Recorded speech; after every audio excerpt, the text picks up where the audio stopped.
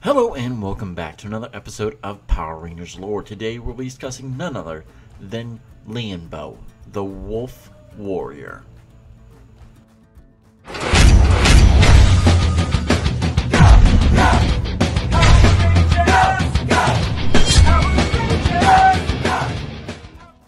A husband, a father, an uncle, and a mentor to two of the great wizards of their time. He would descend in the darkness and come out as Korag the Night Wolf, but only to be redeemed from the underworld and the forces of darkness to come back as the Wolf Warrior, to help the Rangers defeat the dark forces of darkness once and for all. Who is Leanbow? Well, let's just get right to his tale from the very beginning. He is known for his honor and valor on the battlefield, even considered to be one of the greatest knights of his time and mystical wizards. He was able to assume the ancient mystic mode, which resembles a fiery warrior of purple and red, with a sword and shield, something straight out of Final Fantasy. Now, 20 years prior to the series, Leanbow led the other mystic wizards in a great battle against the forces of darkness to a standstill. However, they would quickly start to become overrun, and they decided to do a new tactic.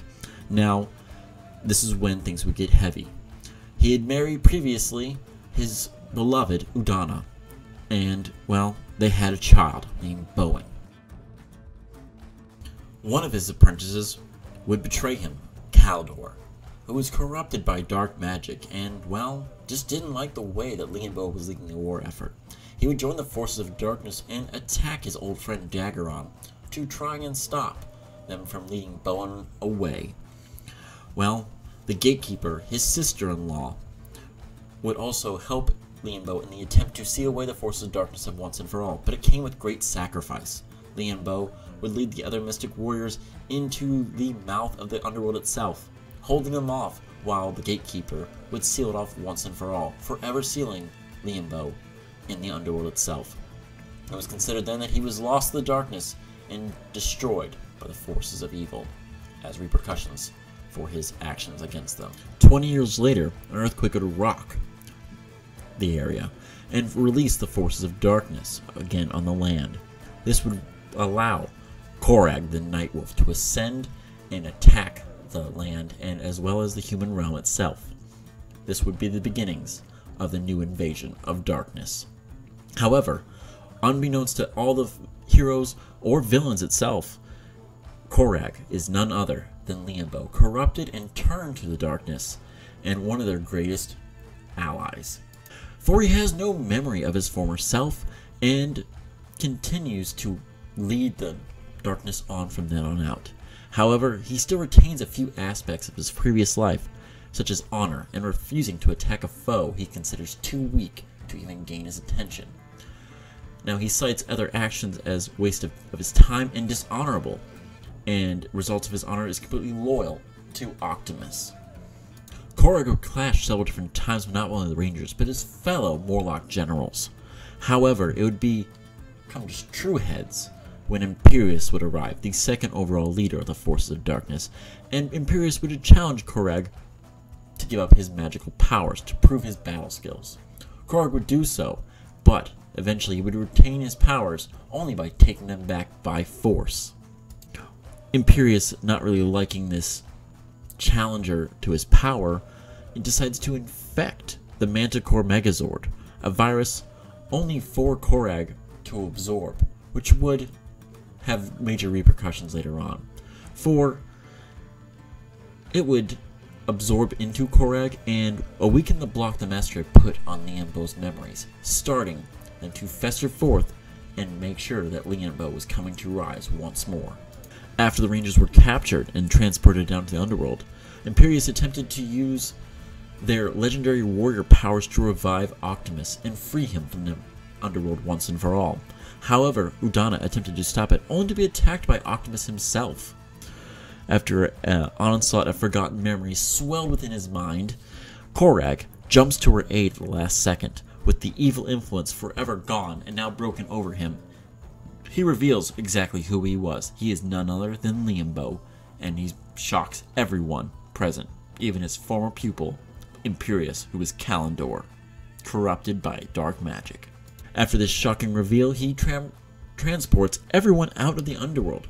However, Nick, the Red Ranger, refuses to trust him and views him still as Korag and as one of his tricks of sorts. However, he quickly realizes that, well, he's not Korag anymore. However, it doesn't last long, as he's basically ripped back to the underworld and transformed back into Korag one last time, leading to a final confrontation between him and Nick. Now, this is a very emotional battle for Nick and Korag, as he starts to realize just who exactly Nick is. None other than Bowen, his lost son, and with that knowledge, it frees Leanbow once and for all that Korag had over him. The reunion was once again short-lived, as Optimus began to tear away from the underworld, and Leanbow, using his spell to prevent Udana and the Rangers from interfering, travels back to the underworld to fight and seal away Optimus once again in a desperate battle. The Mysticforce Fire Strike does little to stop the rise of Optimus, but he sacrifices himself to bring down Optimus and nearly all of the underworld. He then returned the legendary warrior powers to the Rangers and is thought to be dead.